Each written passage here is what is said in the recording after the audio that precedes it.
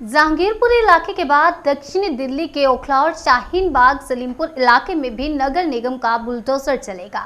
इसके लिए दक्षिणी दिल्ली नगर निगम ने तैयारी कर ली है। कुछ ही दिनों में ये कार्रवाई हो सकती है। इसके लिए कार्रवाई का पूरा खाका तैयार किया जा रहा है। उन इलाकों की सूची तैयार की जा रही है जहाँ पर अवैध निर्माण और अतिक्रमण हटाना है।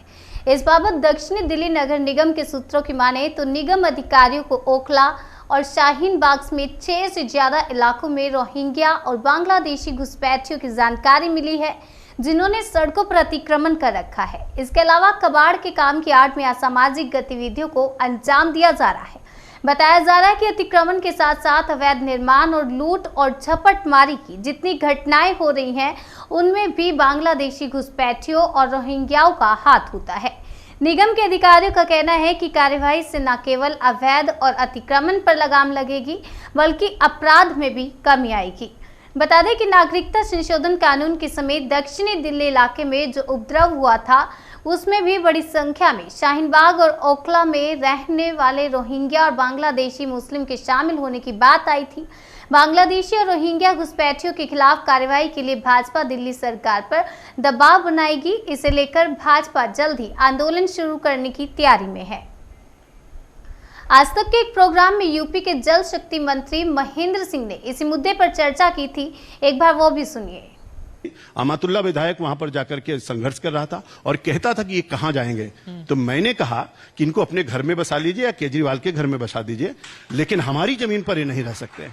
और इसलिए आदरणीय योगी आदित्यनाथ जी का स्पष्ट निर्देश था और उस निर्देश का पालन करते हुए हम लोग भोर में 5 बजे बुलडोजर चला करके सबको बाहर कर दिया। और मैं आपके माध्यम से कहना चाहता हूं, अभी और जहां कहीं रोहिंग्या हैं, एक भी हमारी जमीन पर नहीं रहने पाएंगे। उनको सबको मैं बाहर कहां जाएंगे वो लोग? वो केजरीवाल के घर में जाएं या केजरीवाल सरकार जाने, जिन्होंने बसाया वो जाने, मैं उसके लिए जिम्मेदार नहीं हूं। लेकिन उत्तर प्रदेश की सिंचाई की जमीन अगर दिल्ली में है तो उस पर अवैध कब्जा नहीं रहने पाएगा।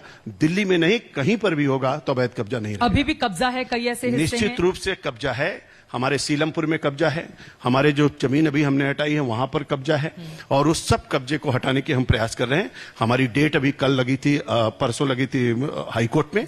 वो डेट 28 तारीख शिफ्ट हुई है। इन लोगों ने गलत तरीके से मुकदमा भी दायर किया, लेकिन हमारी विजय होगी और विजय होने के बाद रातों रात हम उनको खाली कराएंगे। चलिए, महेंद्र सिंह ने बताया कि हमने रोहिंग्या को बाहर किया और अपनी जमीन को हमने बचाया है, और इस तरीके से हमने 2500 हेक्टेयर जमीन अभी तक हम खाली करवा चुके हैं। जहां कहीं भी कब्जा है उसे खाली करवाएंगे। 35 साल से 30 साल से 20 साल से लोगों ने अवैध कब्जा करके रखा। पिछले सरकारों में उनको संरक्षण दिया, कब्जा करवाया, लेकिन योगी आदित्यनाथ की सरकार इस अवैध कब्जे को हटाने की मुहिम चला रही है और तेजी से उस पर काम कर रही है। तो वहीं आपको बता दें, प्रदेश भाजपा अध्यक्ष आदेश गुप्ता ने आरोप लगाया कि दिल्ली सरकार के समर्थन से घुसपैठिए राजधानी में जगह जगह अतिक्रमण किए हुए हैं। उन्होंने कहा कि नगर निगमों को भी इनके खिलाफ कार्रवाई करनी चाहिए। इसके लिए तीनों निगमों को पत्र लिखकर उन्होंने कार्रवाई की मांग की है।